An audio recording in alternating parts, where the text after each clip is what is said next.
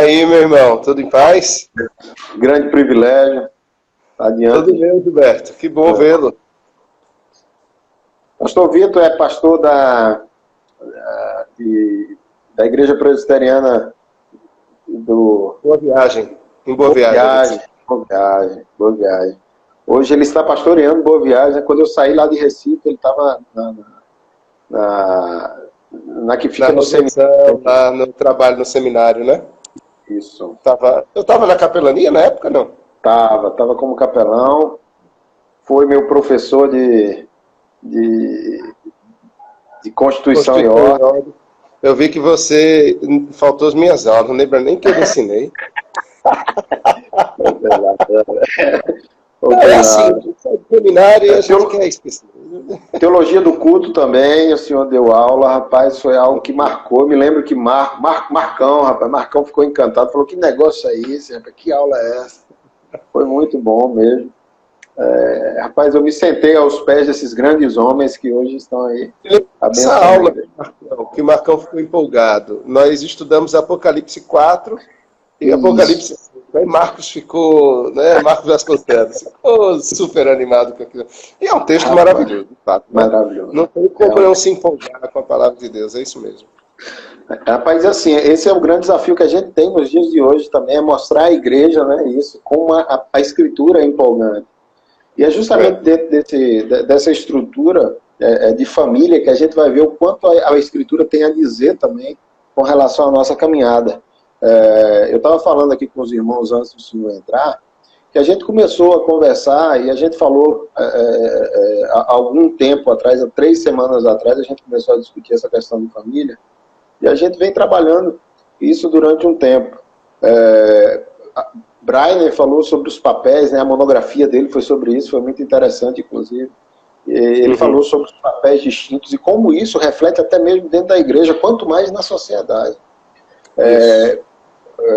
Douglas falou semana passada sobre filhos, né? Criação de filhos, criando filhos para a glória de Deus. E hoje a gente vai conversar um pouco sobre a família dentro dessa estrutura de mundo. Né, para falar sobre criação de filhos, Gilberto?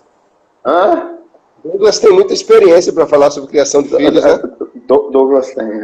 E assim, na verdade, ele é um exemplo nessa área mesmo. Eu estava compartilhando com os irmãos que assistem como a família dele. São muito servos de Deus e que, sem dúvida alguma, são um paradigma, sabe? Modelo a seguir mesmo.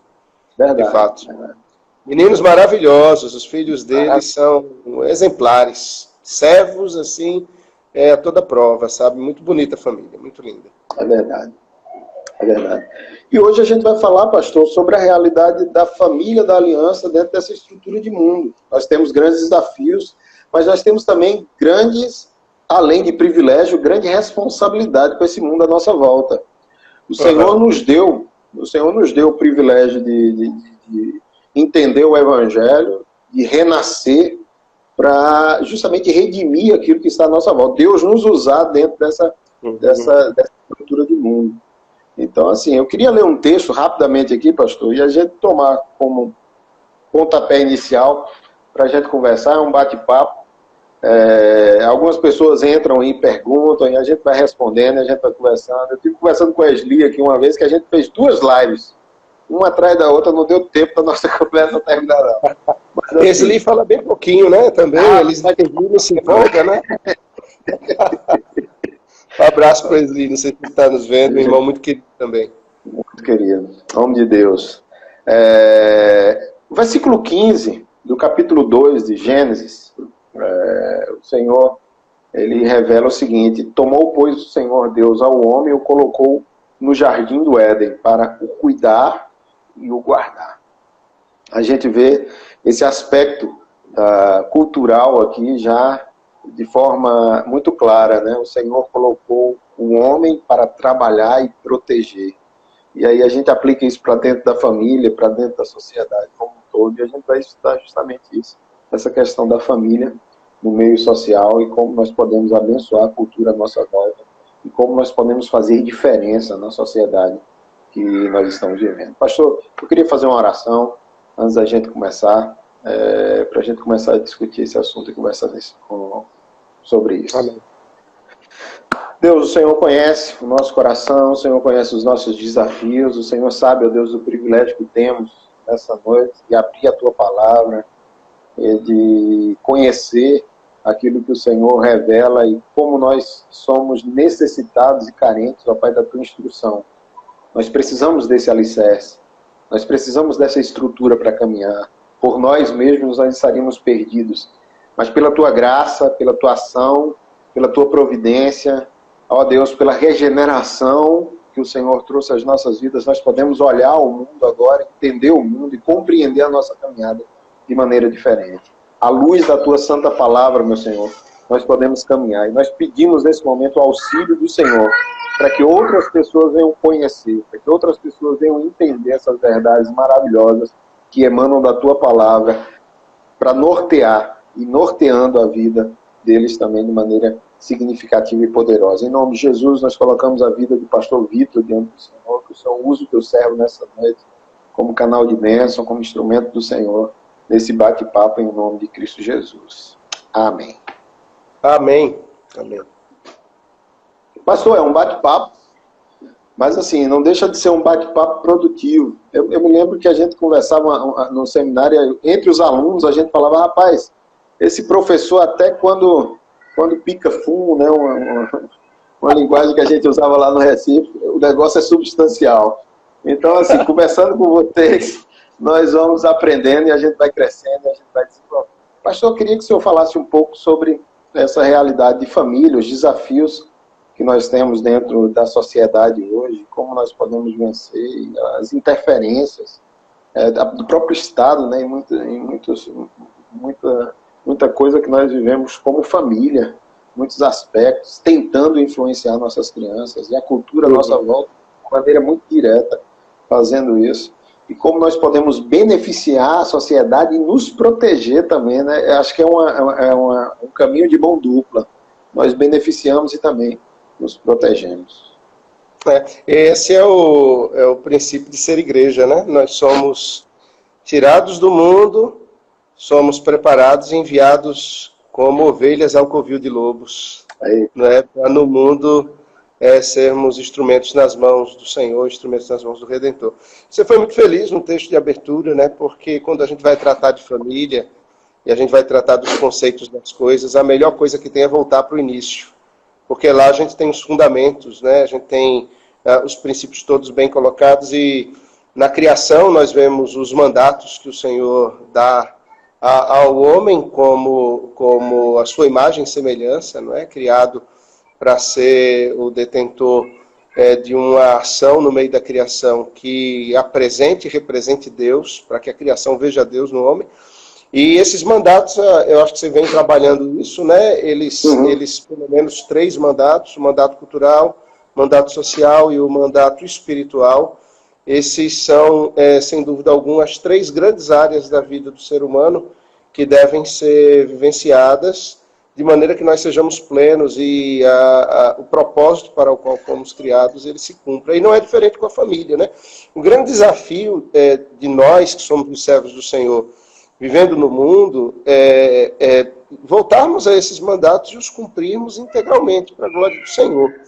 Isso, como você bem disse há pouco, Gilberto, é um desafio imenso, porque esses mandatos, eles nos foram dados no mundo feito por Deus perfeito, em que Deus, quando concluiu, disse: é bom. O mundo é bom, o mundo é bom, o mundo é bom, e o que ele fez é bom, e quando chega na criação do homem é muito bom, né? As coisas eram perfeitas, mas não é porque o mundo está quebrado por culpa dos nossos próprios pais, por nossa própria culpa, que os mandatos eles deixam de ser imperativos a nós. Eles continuam sendo imperativos e o Senhor há de nos cobrar. A grande dificuldade disso tudo é que o mundo ele caminha na contramão disso, né? Na medida que o pecado adentrou no mundo, ali no Éden, as coisas elas perderam as suas cores, como deveriam ser. O homem ele se desvirtuou, ele se desumanizou na realidade, não é? E é interessante porque o mundo diz assim que errar é humano, né? E teologicamente errar não é humano, errar é desumano, né? Porque o erro é o pecado e o pecado desumaniza o homem enquanto a santidade ou a santificação humaniza a imagem do verdadeiro e perfeito homem que é Cristo, segundo Adão, né? Então, o grande paradigma é esse, vivermos ao exemplo de Cristo, que foi o homem que cumpriu esses mandatos de forma plena. Agora, isso é um bate-papo tão amplo, você fez uma pergunta tão ampla que eu não sei nem para onde ia. Você jogou um negócio assim que deixa eu tentar pontuar sem perder todo o tempo da nossa live só nesse tópico, tá? Esse é o grande desafio. Bem sucinto. Vamos lá. Digamos que eu estou numa tréplica e só tenho 15 minutos para falar. Eu vou reduzir ele pelo terço para tentar fechar essa ideia. Então, nós como família não fugimos desses papéis que são dados a todos os seres humanos. E como famílias da fé, famílias do pacto, famílias da aliança, nós somos habilitados pelo Espírito Santo de Deus, que aplica a palavra do Senhor ao nosso coração, que é vida, a vivermos esses papéis de forma plena. Agora, nós precisamos tratar deles, porque me parece que mesmo as famílias da fé, Gilberto, elas não têm essa compreensão, não é? Pensamos o seguinte, no que diz respeito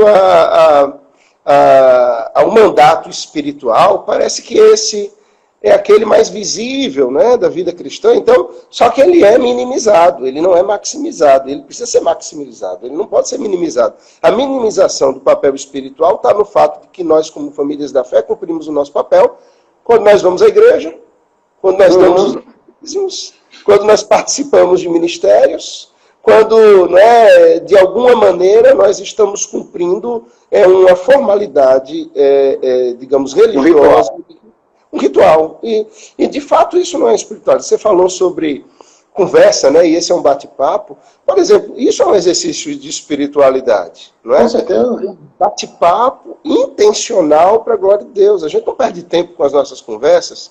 As nossas conversas objetivam chegar a algum lugar. As palavras significam o que querem significar e dizem o que querem dizer. Elas não são perdidas no vento, não é? Então, nós temos a ideia, enquanto famílias, de que espiritualidade ou mandato espiritual envolve a nossa vida como um todo.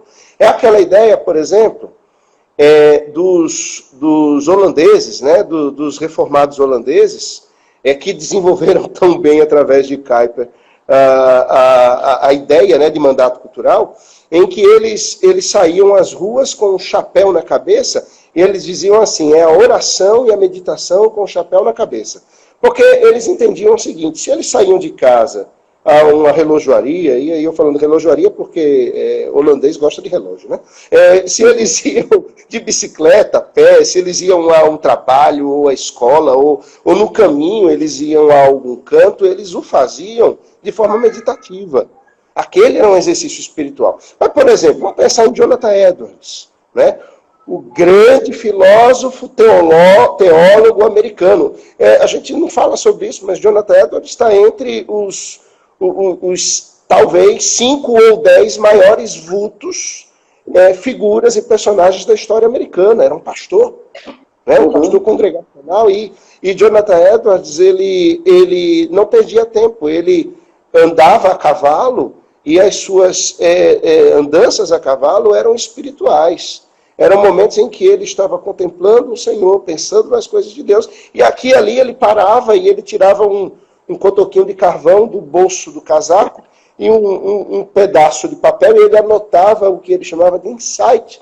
Ele anotava alguma meditação e ele pregava com um alfinete por dentro do casacão. Quando chegava em casa, a esposa tirava com todo cuidado, porque aqueles pensamentos tornar-se-iam depois pontos em sermões, em livros, em questões filosóficas, tudo que se dava diante de Deus. A espiritualidade não é simplesmente irmos à igreja no domingo. Esse a cereja do bolo, né? Estarmos na comunhão dos santos no domingo, nos reunirmos diante do Senhor para cultuá-lo com os irmãos, né? Com a exposição das Sagradas Escrituras, com cânticos que louvem ao Senhor e que a uma só voz nós expressamos, é a confluência de tudo isso. aquilo que vivemos na segunda, na terça, na quarta, na quinta, na sexta, as nossas conversas, os nossos pensamentos, as leituras que fizemos, elas nos dirigirão, elas nos conduzirão de forma piedosa à presença de Deus no dia do Senhor. E ali nós estamos reunidos numa só alma, num sentimento, num pensamento, num coração, unidos em louvor a Deus, mas nós vivemos uma espiritualidade. Bom, eu acho que deu para pontuar um pouquinho o mandato espiritual, né? E assim, mas você está falando alguma coisa? Fala aí. Na verdade, eu estou sentindo que o senhor está empolgado, né? Eu sempre me empolgo, rapaz. Eu quando passo na bolacha creme crack, eu faço com empolgação. Pastor, rapaz, algo interessante que o senhor falou aí logo no início, é a questão da humanização. Espiritualidade é isso. Na verdade, nós somos humanizados. Eu conto aqui na igreja, por onde eu passo, que eu escutei certa vez um pastor falando o seguinte, que nós somos ETs, que nós não pertencemos a esse mundo, que nós somos espirituais. Essa é justamente a loucura do evangelicalismo atual. Porque, na verdade, a nossa espiritualidade nos humaniza, porque nos torna como Cristo. E é interessante que essa espiritualidade, e eu gosto muito de Efésios, capítulo 5, a partir do versículo 18, ele vai trabalhar justamente essa visão. A partir do nosso relacionamento com Deus, a partir desse mandato espiritual, toda a nossa vida é reorganizada, é reestruturada, a partir das ordens que emanam da Escritura Sagrada. E é justamente isso que o Senhor começou a dizer, de forma muito, muito graciosa, muito específica. Agora, sim, eu queria que a gente começasse, e ainda nessa questão do mandato espiritual, a trazer uma reflexão sobre como nós temos errado dentro dos nossos lares como família da aliança, ao pregar o Evangelho, a ensinar o Evangelho. Aquilo que Deuteronômio 6 é algo muito especial para esse momento, justamente o isolamento social. Olha, imprima na cabeça do seu filho, incuta na cabeça do seu filho a Escritura Sagrada, que o ambiente onde você passe seja um ambiente saturado pela Escritura, que essa palavra possa determinar os seus passos. E aí que entra a questão, que é uma outra loucura, e agora eu me empolguei também, é uma outra loucura do evangelicalismo brasileiro, é fazer uma dicotomia e separar a Escritura da espiritualidade, onde a letra mata e o Espírito vivifica, e aplicam essa realidade bíblica de uma forma totalmente equivocada e estranha, porque o Espírito e a Escritura, o Espírito e a lei, eles trabalham juntos, não se pode separar um do outro. Eu queria que o senhor falasse um pouco sobre isso, sobre a questão do culto familiar, da espiritualidade em família, de como nós temos um compromisso de abençoar o mundo a partir dessa visão espiritual que tem da nossa casa. O que falta nesse mandato espiritual para nós compreendermos, é que ele não pode ser vivido à margem de uma vida piedosa, né? Da vida de piedade. E a vida de piedade, ela exige, ela não tem como ser vivida sem que nós apliquemos a nós mesmos, e nós como pais, como guardiões da família, como aqueles que vão conduzir os filhos da aliança ao Senhor, pratiquemos aquilo que nós chamamos de disciplinas espirituais. Né? Então, a gente vai a Deuteronômio e a gente tem lá o Shema, a gente tem ali uma confissão de fé, né? Nós temos ali uma fórmula credal. Né? Nós temos uma fórmula credal. Aquilo é uma confissão de fé do povo judeu, é uma confissão de fé do judaísmo, e é uma das grandes confissões de fé, assim como o Decálogo, assim como os 10 mandamentos o são também, não é? É uma confissão de fé do povo de Deus, do povo da aliança. É nossa confissão de fé também. E ela vai demonstrar alguns aspectos de disciplina espiritual. Por exemplo, essa conversa intencional é uma disciplina espiritual. Ou seja, fala andando ao caminho, assentado, né? Ao deitar-te, ao levantar-te. Ou seja, o que ele está dizendo a nós pais é que nós precisamos, nós não podemos desperdiçar as oportunidades que o Senhor nos dá de evangelizarmos os nossos filhos. O que acontece é que a gente também costuma se acomodar com o fato de que eles foram batizados, eles estão sendo levados à igreja, e filho de crente é crentinho. E não é bem por aí, né? A gente precisa... Primeiro, nós precisamos desconfiar do nosso próprio coração. Verdade. E aí, isso envolve que a palavra de Deus precisa evangelizar a nossa própria alma em primeiro lugar. Nós precisamos ser constantemente evangelizados. Né? Nós ainda não fomos glorificados, ainda estamos no mundo quebrado e o pecado que infelizmente nos assedia, e nós precisamos estar envolvidos por essa nuvem de testemunhas que veio antes de nós, que viveu o Evangelho e que nos impulsiona a vivê-lo também, como modelo. Então, a gente precisa viver disciplinas espirituais, algumas delas, né? Já falei sobre termos conversas em torno da mesa, nos sentarmos e tratarmos. Nós assistimos, vemos, ouvimos. A política hoje virou também paixão nacional, né? Hoje se fala mais de política do que de futebol, até porque futebol acabou, não existe mais. A gente fica vendo reprise, né? Fica vendo... e aí eu vi... Daqui a pouco vão passar o Hexa do Náutico, e não dá para... muito tempo. Eu não vou assistir, não. Né? Então... Samuel Vitalino, teve com a gente aqui também. Pois é, olha aí. E aí, o que acontece? A gente acaba perdendo um pouco as oportunidades de tratarmos os temas da vida à luz das Escrituras. Isso é disciplina espiritual. De forma simples, de forma natural na vida, mas mais. O culto doméstico. O culto doméstico é algo que foi perdido. Nós estamos, pela graça do Senhor, e aí, particularmente, eu tenho uma sensação, sabe, Gilberto, que a gente está vivendo um avivamento espiritual a partir do lar, a partir dos jovens, dos adolescentes que estão sendo animados à teologia, animados à palavra de Deus, animados a buscar as Escrituras, querendo dedicar a vida, querendo mais, sedentos. O culto doméstico, sem dúvida alguma, é um desses pontos nevrálgicos ao qual nós precisamos voltar com intensidade. Eu tenho dito sempre, porque as pessoas, mas quanto tempo eu preciso fazer, como é o modelo?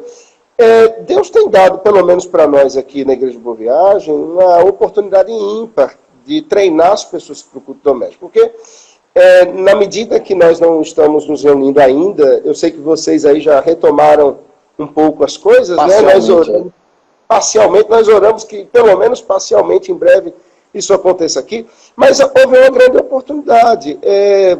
Nós estamos motivando as pessoas a fazerem culto doméstico. Está dando trabalho imenso, por quê? Porque eu estou tendo que elaborar todos os dias um roteiro de culto doméstico.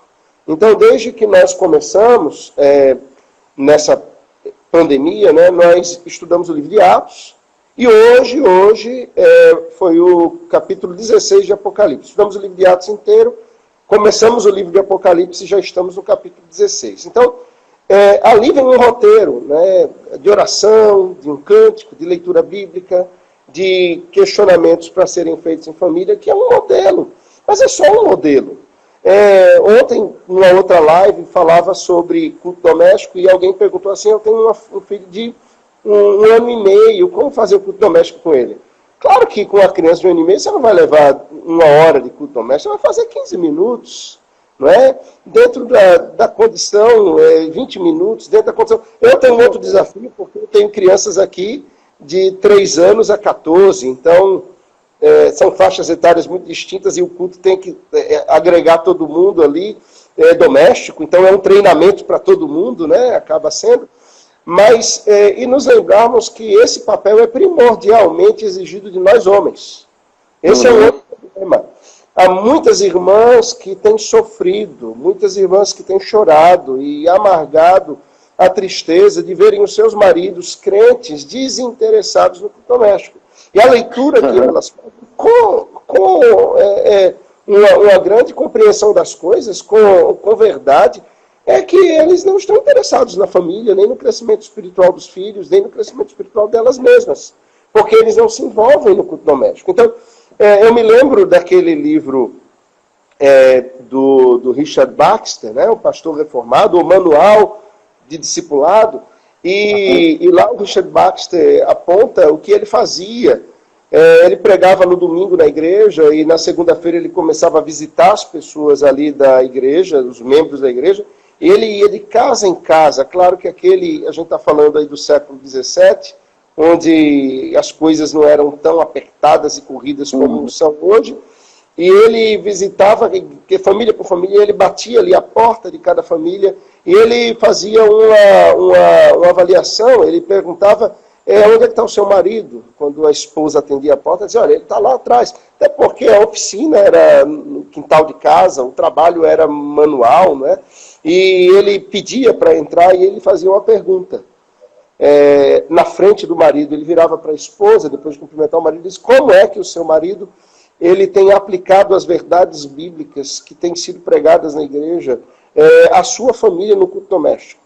Se a coisa não era feita, então o que acontecia era uma indagação que o Richard Baxter colocava. Se você já pensou, hoje eu bati a sua porta para cobrar isso de você. Eu sou um pastor aqui, mas vai chegar o dia que o Supremo Pastor vai bater na sua porta e vai cobrar de você. O que você vai dizer a ele? Você não terá desculpas para dizer a ele. Então, é uma disciplina espiritual, mas mais do que isso, a leitura de bons livros. A gente gasta muito tempo, a gente permite que os nossos filhos gastem muito tempo no Netflix, que os nossos filhos percam muito tempo no YouTube, que os nossos filhos percam muito tempo assistindo séries e séries, enfim, que, como você bem disse lá no início, Gilberto, carregam valores contrários às Escrituras e que vão ferir a nossa família, e nós não estamos ali para assistir, para ver junto. E nós permitimos que os nossos filhos sejam conduzidos pela voz da serpente, porque é a voz da serpente que está sendo dita. E nós não estamos ali do lado quando percebermos, os ouvidos já foram emprenhados pelas mentiras da serpente, porque nós estávamos ausentes como Adão esteve. Como Adão esteve. Adão permitiu que Eva tivesse essa conversa lá. Né? Então, a gente continua repetindo essa síndrome adâmica e a gente não cumpre o papel da gente. Né? Então, ao invés de permitirmos que os nossos filhos estejam na babá eletrônica da televisão, a babá, né, da besta, nós aproveitarmos esses momentos para colocarmos bons livros nas suas mãos, por que não? Damos boa literatura. Ontem conversávamos em outro momento e alguém perguntava, indica bons livros. Se a criança ela ainda não tem a desenvoltura para a leitura, começa com a leitura de literatura de fantasia, com fundo. Né? Você tem, e você tem, eu indicava as Crônicas de Aidin, do Alistair McGrath. São fantásticos, são livros fininhos para crianças começarem a ler, são muito bons. O Peregrino, não é um livro que marca a vida de todos os que o leem, e por aí vai até que você começa a colocar uma teologia mais sólida na mão, né, daquela criança que já está um pré-adolescente, e ele vai começar a fazer avaliações mais profundas, e ele vai conseguir começar a caminhar. Então, disciplina espiritual, e que culmina, bom, disciplina espiritual tem uma lista longa, não dá para falar sobre tudo. Mas que culmina... Sim, pastor, só aproveitando essa chave aqui, para a gente fazer uma ligação e um link. Rapaz, você é o chefe, você que manda. Rapaz, assim, manda quem pode, obedece quem tem juízo, né? Eu tenho juízo, então eu obedeço. Aproveitando esse link com relação à estrutura familiar e algo importante que o senhor falou, a questão do exemplo do pai traçar uma meta, do pai planejar o crescimento, o desenvolvimento da criança, e essa criança começar a assimilar verdades bíblicas e começar a aplicar a sua vida. É interessante algo que o senhor falou, a questão do exemplo. O pai, ele é um exemplo dentro de casa. Então, olha só, quando o seu filho olha para você e vê o seu desinteresse com relação aos exercícios espirituais, às disciplinas espirituais, você está influenciando ele de alguma forma nesse sentido. E é interessante que essa influência sobre a vida dele vai trazer uma influência para dentro da sociedade também, tanto quanto positiva quanto negativa. Então, o nosso exemplo dentro de casa, essa estrutura, eu falava na igreja domingo sobre as ordens do Senhor, e olhando para o 5º mandamento como a dobradiça, né, entre a relação do homem com Deus e a relação do homem com a sociedade, é do nosso lar que vai desbocar, que vai aflorar para uma realidade social.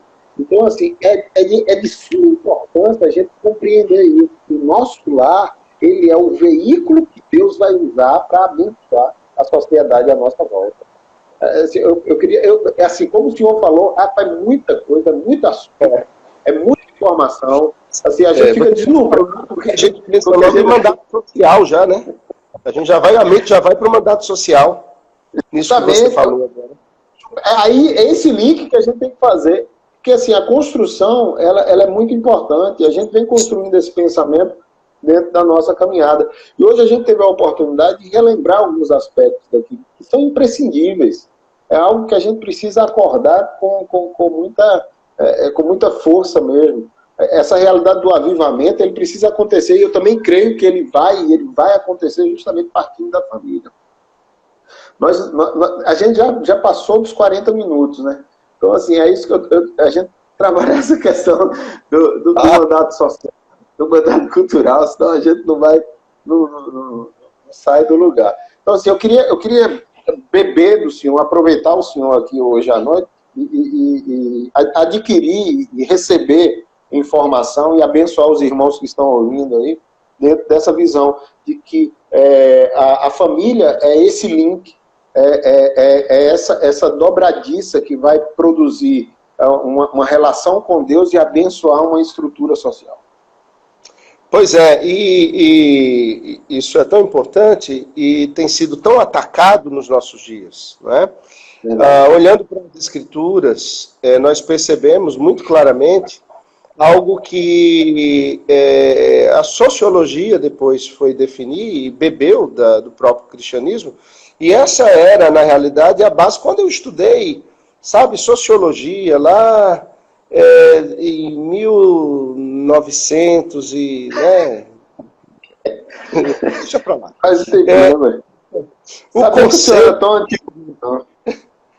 Não, né? Tá bom. Basta eu dizer que em 1994 eu estava na faculdade, né? Fazendo alguma coisa lá. Então, parece, rapaz. Não, é porque minha esposa me ama e o amor conserva. Eita, benção.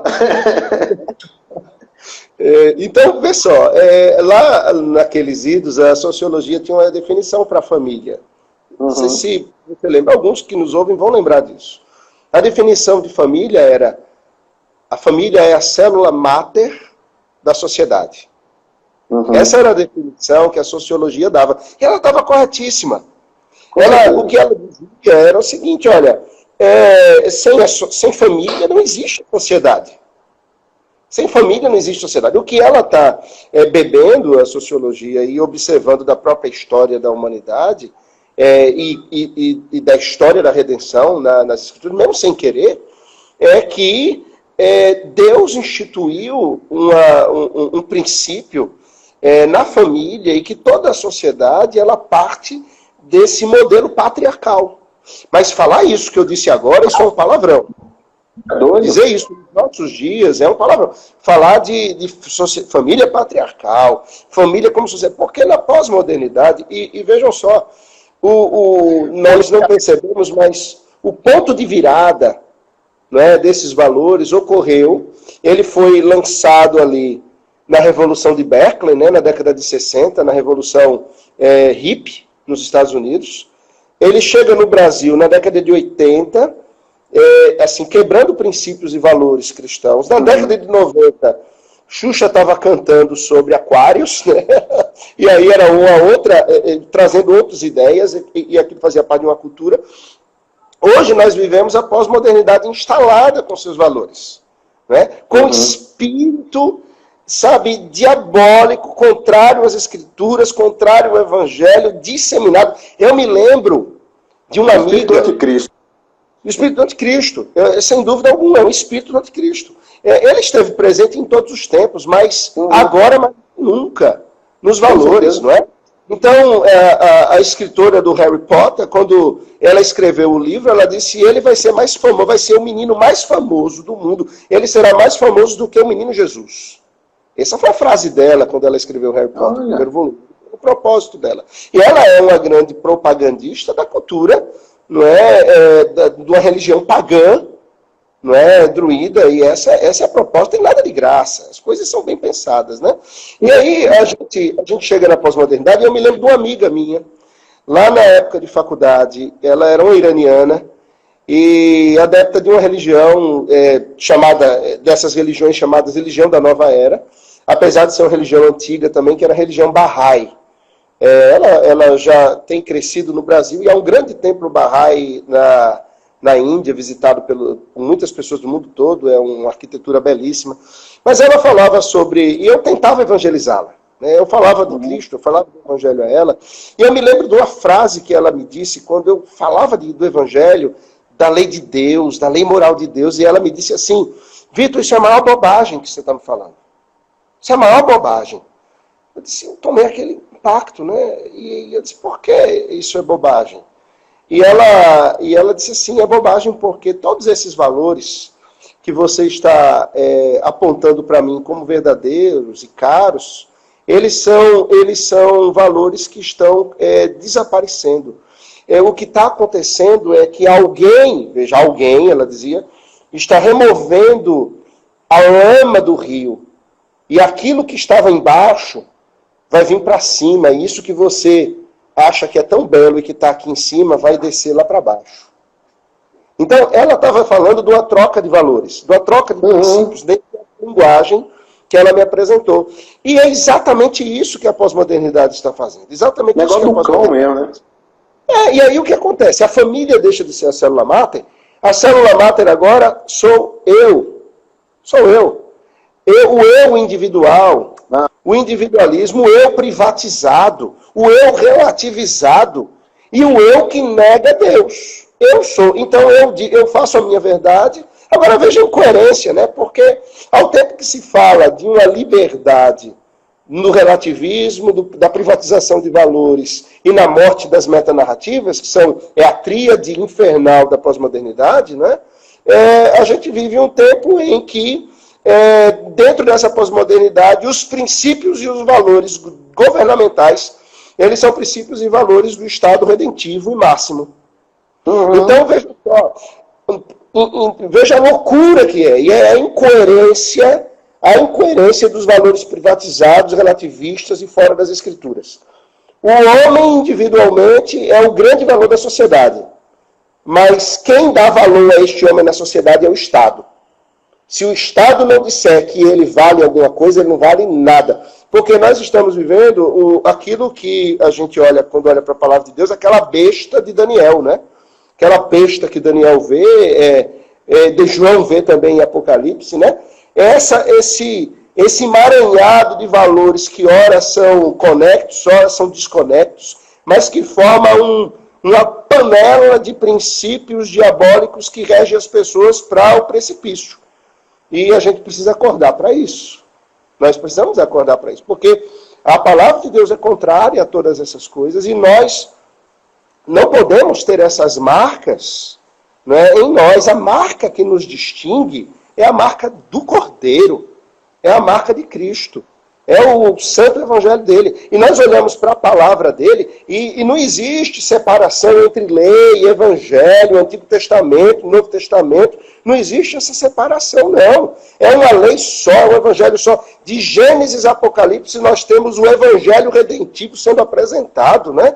De Gênesis a Apocalipse nós temos a lei de Deus nos sendo imposta como um valor que precisamos viver e seguir para vivermos diante de Deus em piedade, diante dos homens em piedade, o nome dele ser glorificado. E aí está o nosso mandato, né?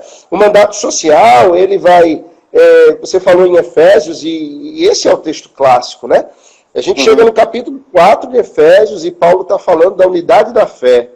Ele está falando de uma fé que é histórica, ele está falando de uma fé que é bíblica e ele está falando de uma fé que é confessional. A nossa fé, ela tem esses três princípios. Ela é bíblica, histórica e confessional. Ela não é uma fé que nasceu hoje, não fui eu que inventei, nem o reverendo Gilberto Lula. Né? Ela foi dada pelo Senhor Deus de forma revelada e a verdadeira igreja, o remanescente fiel, sempre se manteve firme nessa doutrina.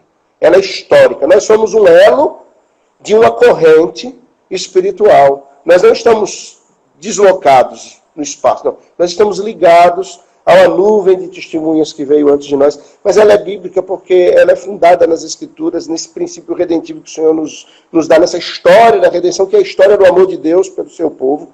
E, finalmente, ele é confessional. Você falou de Deuteronômio 6, eu me lembro do Decálogo, ou nós vamos para o Sermão do Monte. São princípios confessionais apresentados nas Sagradas Escrituras para a nossa vida, para nós vivenciarmos por completo. Mas essa fé vai nos dirigir a um lugar, a nos tornarmos diferentes e nos humanizarmos em Cristo. Isso impõe a nós que nós nos despojemos do velho homem, isso que o capítulo 4 vai apontar lá, nos despojemos do velho homem, nos revistamos da nova natureza em Cristo Jesus, e aquele que mentia, deixa de mentir. Vem o mandato social. O que mentia, deixa de mentir. O que roubava, deixa de roubar. O que era preguiçoso, agora trabalha. O que era egoísta, trabalha para que tenha com o que ajudar o outro. O que tinha palavras torpes na boca, agora tem louvor nos lábios. Verso 1 do capítulo 5. Sede imitadores de Deus como filhos amados. Né? E aí ele vai destrinchar mandato social. Na família, marido e mulher. Na família, pais e filhos. Na sociedade, patrões e empregados. E chega no capítulo 6, ele diz assim, no mais, irmãos, no mais o quê? Em todas as demais relações, papéis que desempenhamos na sociedade, nós devemos fazer no mais revestivos da armadura de Deus, com que estarás firmes contra as ciladas do diabo. Ou seja, nós nos revestimos daquilo que Deus nos dá, da sua revelação, para nós vivermos um mandato social. E ele é o esteio para o cumprimento do mandato cultural. Sem essa compreensão do mandato social, com papéis estabelecidos, pais, filhos, marido, mulher, servos e servas, nós entendemos o nosso papel no mundo, e fica muito claro isso em Gênesis 2, quando você lê o texto, né? O texto diz que ele deve cultivar e guardar o jardim, o cultivo no sentido que ele deve fazer a criação florescer. O nosso trabalho, o nosso envolvimento no mundo deve fazer o mundo se tornar um jardim para a glória de Deus, mesmo que seja nesse deserto árido. Redimindo a cultura à nossa volta. E nós devemos guardá-lo, nós devemos, com o Santo Evangelho, apresentar o poder de Deus, e nisso o Senhor vai guardar os seus eleitos, vai guardar os seus salvos, vai guardar a nossa família, vai... Enfim, nós cumprimos o mandato cultural no que se chama vocação, né? É vocação. E isso é importante, porque a gente, como pais, a gente de repente está empurrando os filhos para vocações que não tem nada a ver com o mandato. Importantíssimo. Ou princípios que motivam ou fazerem alguma coisa não tem nada a ver com o mandato, porque objetivam o enriquecimento pessoal, o status da sociedade, o reconhecimento das pessoas, e ninguém lembra que a vocação ela é um talento que Deus nos dá, e Ele vai cobrar de nós a aplicação desse talento para a sua glória, e não para o nosso próprio benefício, né? Com certeza, com certeza. Assim, extraordinário, pastor. Na verdade, a gente tem um mecanismo que o Senhor nos deu, e esse revestir da armadura de Deus é justamente o se revestir de Cristo. E é interessante que a gente vai... Rapaz, Frank aí, presbítero Frank, dando um alô aí. Frank, Deus abençoe. Essa visão de Gênesis 2, do cultivo e do guardar, do trabalho e do proteger, é justamente aquilo que a gente iniciou a nossa conversa, a pista de mão dupla. Nós cuidamos e nós trabalhamos, nós protegemos e nós cultivamos. Então, assim, essa é a ideia que a gente vive. Assim, e aí onde a gente precisa entender. Alguém falou certa vez, pastor, e essa palavra me marcou. Acredito que foi Paul Walsh. Ele pregando, ele falou o seguinte: olha, você quer mudar o mundo?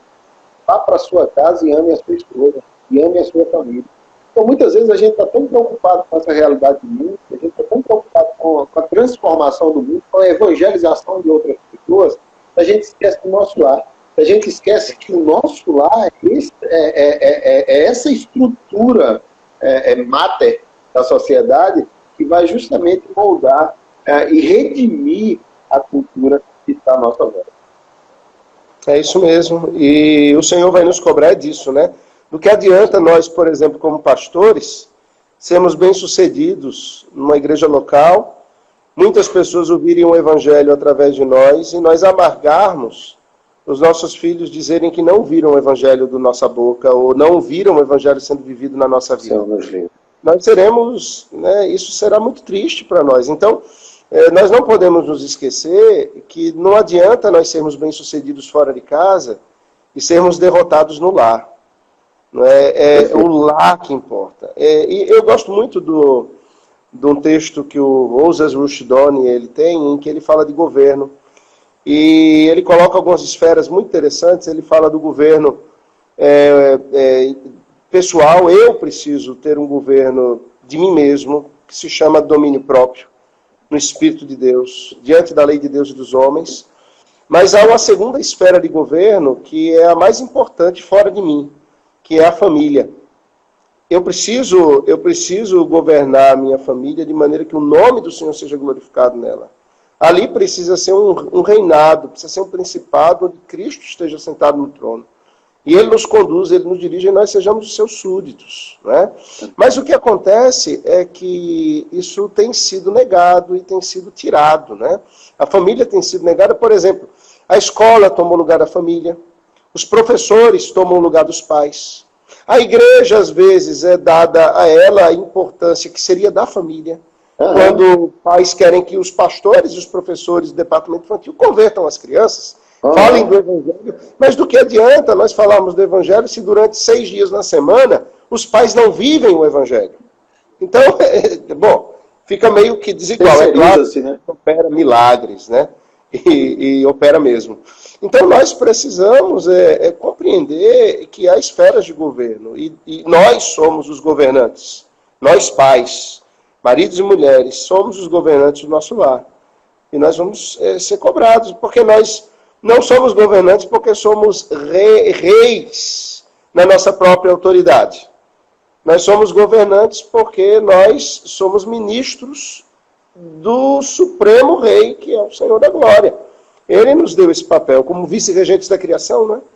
E no mandato cultural, social e espiritual, ele exige que prestemos contas a ele, né? Como reis, profetas e sacerdotes.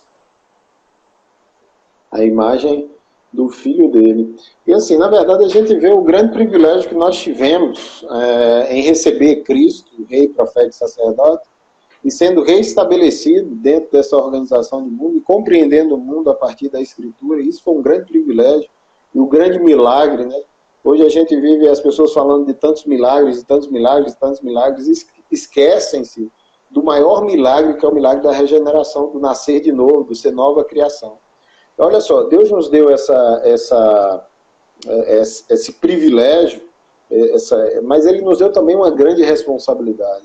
E é isso que o senhor está falando, é isso que a gente quer reiterar aqui, a ideia de que nós estamos nesse mundo, nós fomos redimidos nesse mundo para ser veículo de bênção na vida de outros, no alcance de outros. A igreja, eu gosto muito de uma frase sobre missões, né?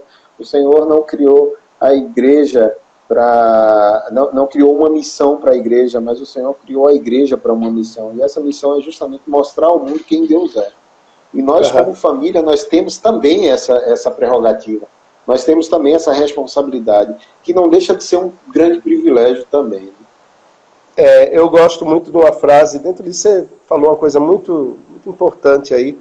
Gosto de uma frase do currículo que tem de homeschool, é o do Classical Conversations, e a frase é a seguinte: o propósito do Classical Conversations é conhecer a Deus e torná-lo conhecido no mundo. Que coisa linda. Que bênção. Então, que coisa linda.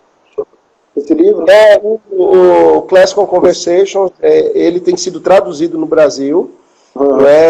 Hoje, na nossa igreja, a gente tem um grupo de homeschoolers que se reúnem semanalmente lá. E é um trabalho belíssimo, um trabalho muito bonito. Agora, veja, o propósito da educação, como ela se perdeu. Esses irmãos estão voltando a um propósito bíblico, conhecer a Deus. Todo conhecimento objetiva é isso. Conhecer a Deus e torná-lo conhecido. Eu conversava com uma turma de teologia no seminário, na aula de aconselhamento bíblico, e a gente falava sobre os 2 livros da revelação de Deus. Um livro é a criação.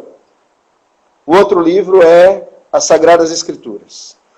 A criação, ela está aí revelando o poder de Deus. Os céus proclamam a glória de Deus. Mas os ímpios não são capazes de ver. Porque eles só serão capazes de enxergar isso através dos óculos desse segundo livro, que é a revelação de Deus, a sua santa palavra. Não é? E eu dizia, então, que o conhecimento científico é o conhecimento da criação. O conhecimento científico é o conhecimento daquilo que Deus criou, que é aprofundado. As grandes descobertas humanas, elas são feitas em cima das leis da natureza, da matemática, da física, postulados universais que o Senhor Deus foi quem criou, ou partem da própria natureza que Deus fez, não é? E ali se descobre coisas, mas o homem não consegue dar glórias a Deus, porque o seu conhecimento não objetiva isso. Nós precisamos resgatar o princípio de que toda descoberta, que Deus exige que o fazemos, porque quando Ele manda que a gente, então, esteja arando o jardim, esteja cultivando o jardim, Ele está mandando a gente fazer isso mesmo. É cavar e descobrir. É cavar e fazer a coisa florescer. Mas isso tem um objetivo, Deus ser glorificado e conhecido. O que é que as nossas crianças têm sido impostas? A elas tem sido imposto um conhecimento pelo conhecimento. É um conhecimento para passar no Enem, é um conhecimento para entrar numa faculdade para fazer dinheiro. O objetivo não é Deus ser conhecido, nós o tornarmos conhecido na terra. E aí nós, pais, nós somos pais, mas os nossos filhos, eles não são nossos. Não é? Eles são nossos irmãos em Cristo. Os nossos filhos, eles são filhos da aliança, do pacto, eles são dele. E aquilo que estamos fazendo, a maneira como estamos direcionando os nossos filhos para a glória de Deus, será cobrado de nós. Ensina a criança no caminho que ele deve andar, para que quando ainda for velho não se desviará dele. Veja, isso não é uma promessa de que se a gente levar o menino para a igreja, o menino vai ficar indo para a igreja o tempo todo. Não é isso. O texto está falando de potencialidades. O texto está dizendo que nós precisamos olhar aquilo que Deus deu aos nossos filhos e conduzi-los nesse caminho a fim de que eles se desenvolvam na sua máxima potencialidade e o nome do Senhor seja glorificado na vocação deles. Mas, quando entregamos os nossos filhos a César, eles correm um grande risco de se tornarem romanos, né? E nós precisamos voltar lá para Deuteronômio 6 e perceber que nós é que precisamos inculcar na mente deles, não é só a palavra, mas é tudo que diz respeito, é a vida que é vivida diante de Deus, aquilo que os puritanos falavam, né? A vida corandeu, viver na presença de Deus. A presença de Deus em todos os lugares, justamente. Pastor, olha só, a gente está chegando no final, a gente está caminhando no final dessa live, e assim, logo ela vai se encerrar aqui. Eu acredito que não vai dar tempo da gente ter as considerações finais, inclusive 27 segundos. Eu queria pedir ao senhor, rapidamente, a gente começar outra, eu começo outra, o senhor entra, para a gente fazer as últimas considerações. Eu queria que, se o senhor falasse um pouco sobre homeschooling, esse é o seu assunto que Douglas tocou na semana passada. E assim, eu queria terminar, vamos começar outra rapidinho, papo. Tá, ok. Pronto.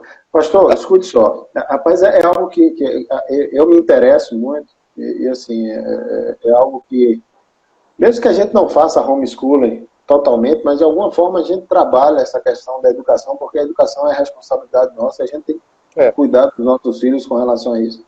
O menino chega da escola e com a cabeça toda bagunçada com relação a cristianismo, com relação a socialismo, comunismo, isso e aquilo, é tanta informação que eles recebem distorcida lá que a gente precisa reeducar em casa. Mas olha só, com relação a homeschooling, o senhor falou da tradução. Douglas falou da tradução também desse...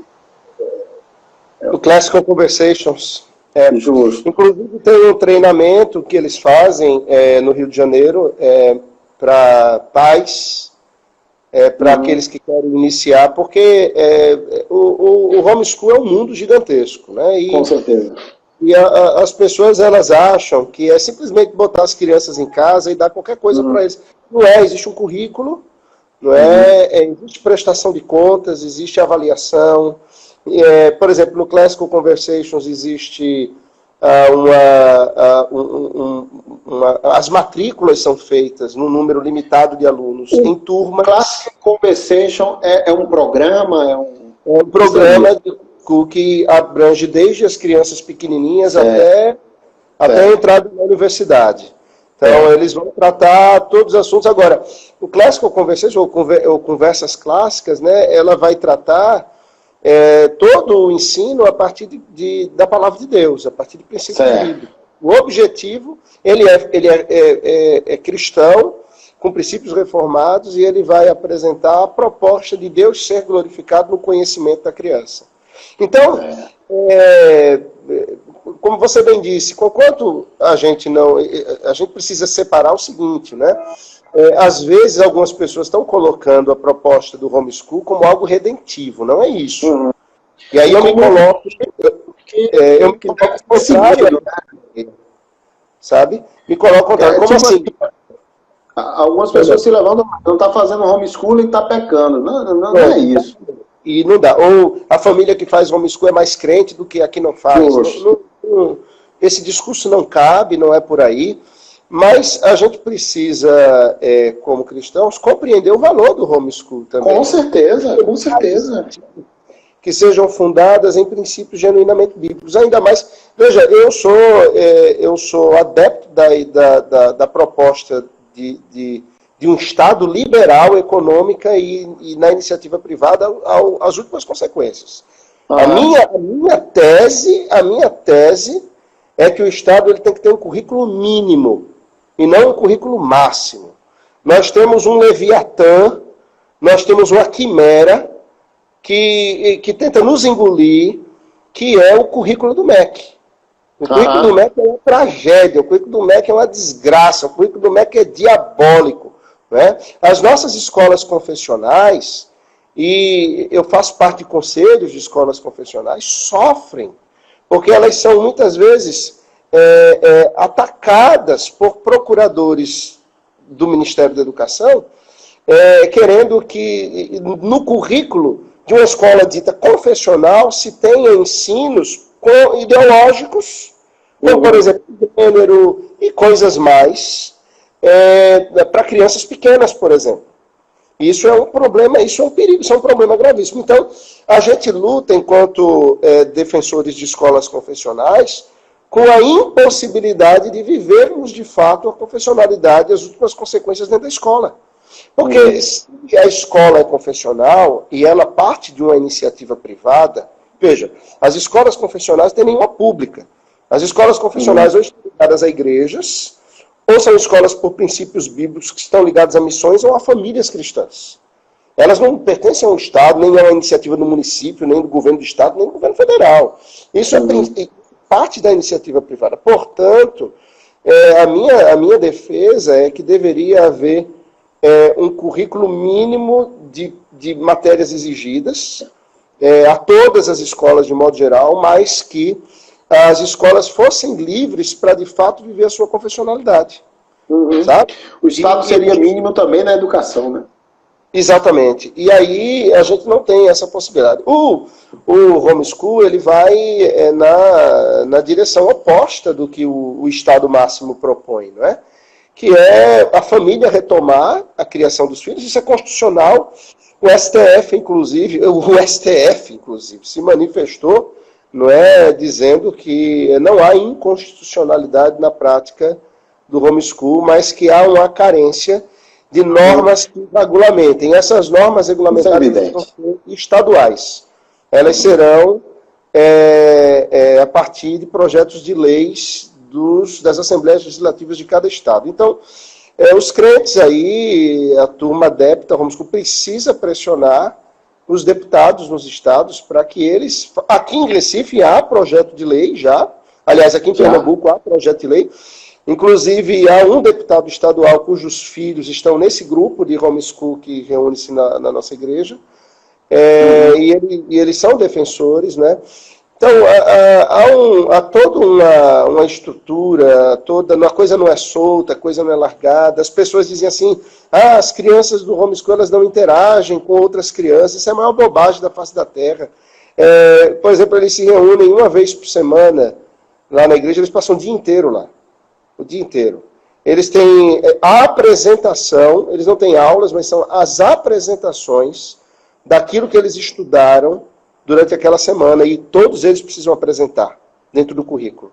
Eles vão apresentar aquilo, e eles vão além, porque eles vão estudar coisas que não se estuda na escola formal, eles vão além, muito além disso.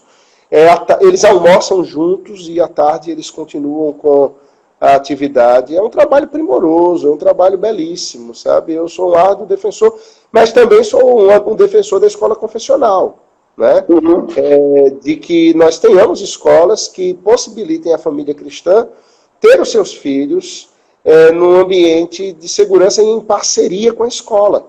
Aqui em Recife, a gente tem pelo menos o Agnes, né, que caminha dentro de uma proposta profissional. Eu faço parte lá do conselho do Colégio Agnes, é um colégio de mais de um século de existência. A Academia Cristã, que é uma escola que nasceu na nossa igreja, e é uma associação, ela não pertence mais à igreja, ela foi emancipada, mas é uma associação, e nessa associação todos os membros do conselho são membros de igreja. Na Academia Cristã, por exemplo, todos os funcionários eles precisam ser membros de alguma igreja evangélica. Que legal. É claro que, conquanto sejam membros de uma igreja evangélica, a gente sabe que a gente não tem controle sobre o aprofundamento da fé de cada um, né? Mas já é alguma coisa. Nós temos aqui também a Ecoprime. A Ecoprime é uma escola em aldeia, e ela está fazendo uma transição para se tornar uma escola confessional também. Ela já era, os donos dela são cristãos, e é uma escola muito, muito séria, muito boa. O capelão, conheço o capelão de lá, eles têm capelania, o capelão de lá é um dos pastores vinculados à nossa igreja também. Então, é uma escola também. Então, nós temos hoje 3 escolas. Há uma quarta escola que é por princípios. Ela não é confessional, assim, no extremo, mas ela é por princípios, por ser de uma família cristã firme, não é? Que é a família Vitalino, que é a escola Fazer Crescer, que é uma das melhores escolas aqui de Recife, uma escola muito boa, e ela é por princípios. Ela não fechou numa confessionalidade, estrito sensu, né? Mas ela tem os princípios cristãos apresentados dentro da escola. Eu sou um defensor. Enquanto reformados, a gente vai entender, não é, que esse era um dos princípios, ao lado de cada igreja, uma escola. Com certeza, com certeza. O Mackenzie nasceu assim, o Colégio Mackenzie nasceu assim, depois se tornou a grande universidade que é. A grande luta, que o Mackenzie pertence à nossa igreja, né? A nossa igreja é a mantenedora. A grande luta é o Mackenzie, a Universidade Mackenzie, ela vivenciar a sua confessionalidade, e no ambiente de universidade isso se torna muito difícil. É muito difícil. Mas capelães espalhados dentro da universidade, influenciando, conversando, tratando, orientando, aconselhando professores, funcionários e alunos de modo geral, e há os seus frutos, sem dúvida nenhuma. Então, é a luta, mas é como você disse lá no início, Gilberto, a gente está num mundo e a gente vai sofrer nesse mundo, e a luta é estarmos, não sermos desse mundo e vivermos nesse mundo quebrado para a glória de Deus. Verdade. E assim, o Mackenzie, ele tem um material, rapaz, que eu tive a oportunidade de trabalhar lá na Escola Presbiteriana de Canal. É um material, rapaz, todo elaborado, né, pelo Mackenzie, pelo Instituto Mackenzie. Sim. Acho que o Solano Portela, né, foi o grande... o Solano está à frente, o Felipe Fontes também, o pessoal muito competente que trabalha... Muito bom o material, muito bom, muito bom. Eu tive o privilégio de trabalhar com esse material na escola. Sabe? Sim. E assim, é um material muito bom mesmo. Assim, sim. Sabendo trabalhar, ele traz justamente uma cosmovisão cristã, né, muito escola muito acessível bem no Brasil, que a gente tem o Instituto Gammon, A gente tem em Goiânia o IP, né, a Escola Presbiteriana, ela é da primeira igreja presbiteriana de Goiânia, é uma escola muito boa também. A gente tem aqui em Dourados, né? Aí em Dourados, lá em Dourados tem, aí não, lá em Dourados, né? Você não tá mais... É porque é aqui, né? Lá em Dourados. Aqui no Mato Grosso. Lá em Dourados. A gente tem um grande sonho, pastor, de abrir uma escola aqui, uma escola confessional. A gente tem lutado por isso, tem orado, tem sonhado com isso, e a gente está tentando aí ver terreno já, ver... Legal. E assim, você pode ter ajuda, orientação da Ana Júri. A Ana Júri, ela ajuda nisso. Você tem a orientação jurídica. O próprio Mackenzie, ele fomenta isso também, sabe? Se você solicitar, eles vão apresentar uma caminhada para você começar uma escola tendo os princípios, o princípio Mackenzie, o sistema Mackenzie de ensino e tudo mais. Sabe? A gente está sonhando e a gente vai sentar, a gente deixa passar isso também, não é o momento da gente também. Agora é o momento da gente orar e se preparar para a volta de Jesus. Pastor, eu queria que o senhor fizesse as considerações finais aí. Em primeiro lugar, antes do senhor falar alguma coisa, eu queria agradecer por esse momento, agradecer porque o Senhor se dispôs a estar aqui conosco, a nos abençoar. Esse vídeo vai estar disponível lá no Instagram, as pessoas vão ter acesso, vão ouvir, vão aprender e com certeza vão ser abençoadas com as suas palavras. Eu fui muito abençoado nessa noite. Eu queria agradecer ao Senhor e rogar a Deus as bênçãos sobre a tua vida. Eu queria que o Senhor tecesse alguns comentários aí finais e fizesse uma oração finalizando esse momento. Amém. Eu quero antes agradecer, Gilberto, pela oportunidade rica. Eu que sou abençoado poder estar aqui, mesmo à distância, em comunhão contigo e conversando. Conversa boa, intencional.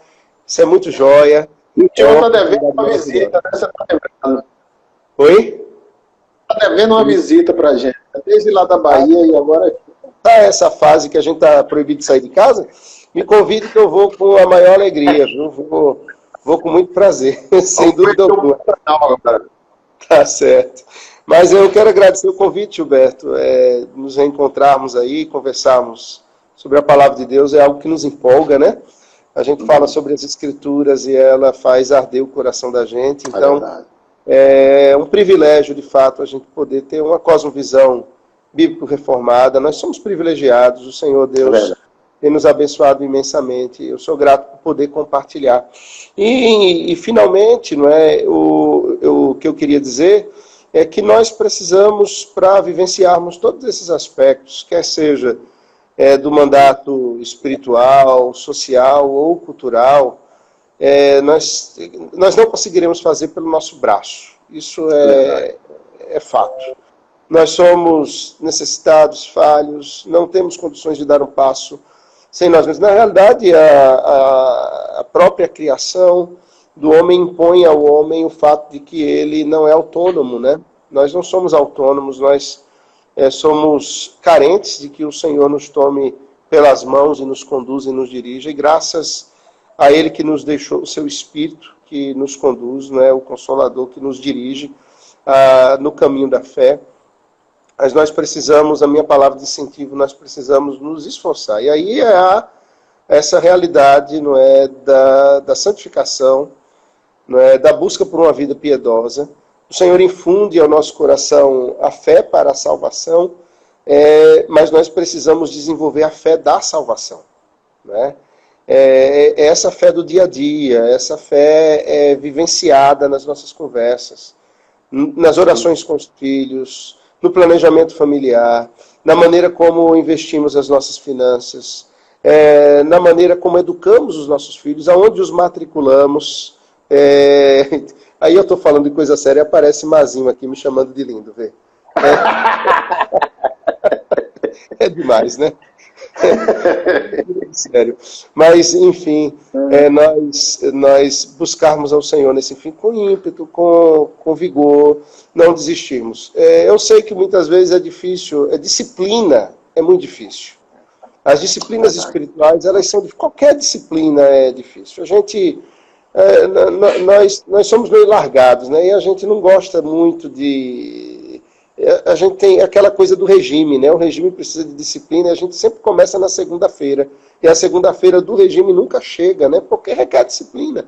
Mas a vida espiritual nos impõe disciplinas, como a oração, o culto doméstico, a leitura bíblica, as devocionais familiares, o estarmos na igreja, na comunhão dos santos, a ceia do Senhor, não é? Ouvirmos bons sermões, e hoje, né, Gilberto, a gente está... nós somos brindados com sermões maravilhosos. A gente pode no YouTube ver mensagens profundas das Sagradas Escrituras com fidelidade. Então, nós precisamos nos lançar isso. Fica a minha palavra de incentivo à família né, que nos ouve, que não desista, vá adiante, peça ao Senhor que lhe fortaleça. Peça indicação de bons livros. Uma coisa muito importante, busque irmãos mais maduros na fé, que possam orientar, discipular, ajudar, dada a sua experiência. Nós precisamos disso, né? E assim somos mutuamente edificados para a glória de Deus. E que o Senhor nos ajude, não é? A, como ovelhas, sermos enviados ao covil de lobos e vivermos a fé com fidelidade, como mártires, como testemunhas do Senhor Jesus para a glória dele mesmo. Amém. Por favor, pastor, ore por a gente. Vamos orar. Senhor, somos imensamente gratos por esse tempo juntos. Somos gratos pela Tua palavra que nos conduz. Ela é lâmpada para os nossos pés e luz para o nosso caminhar. Senhor, na Tua palavra ouvimos a Tua voz. O Senhor nos fala através dela.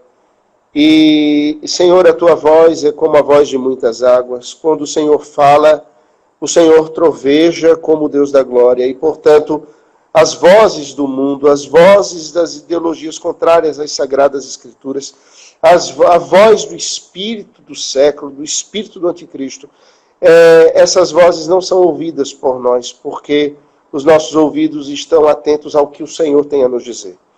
Portanto, nós te louvamos por esse tempo juntos, pelo Senhor falar conosco, falar ao nosso coração por Tua palavra. Mas também nos colocamos, Senhor, como necessitados, dependentes, todos nós, pastores, oficiais da igreja, irmãs em Cristo, pais e filhos, jovens, irmãos mais maduros, todos nós, Senhor, estamos como nus diante dos Teus olhos, porque Tu és o Deus Santo e Todo-Poderoso. E nós carecemos imensamente de que o Teu Espírito nos conduza, de que a Tua palavra penetre a nossa mente e o nosso coração, seja entesourada na nossa alma, de maneira que caminhemos e vivamos na Tua presença e diante dos homens, de maneira que não pequemos contra o Senhor, mas vejamos o Teu nome sendo glorificado. Usa-nos como instrumentos na vida dos nossos filhos. Usa-nos como instrumentos na nossa igreja. Usa-nos como instrumentos redentivos no mundo quebrado. Que nos mandatos que o Senhor nos deu, os cumpramos com fidelidade, para os apresentarmos as mãos do Senhor no dia de Cristo, de maneira que o Senhor se agrade de nós e o Senhor se alegre com as obras das nossas mãos. É a nossa oração, louvando ao Senhor por tudo, em nome de Jesus. Amém. Amém, pastor. Mais uma vez, muito obrigado. Deus continue te abençoando e te usando como canal de Deus. Prazer imenso. Dá um abraço grande na família e à igreja. Que Deus abençoe, tá? Vamos lá, guarde. Vai em paz.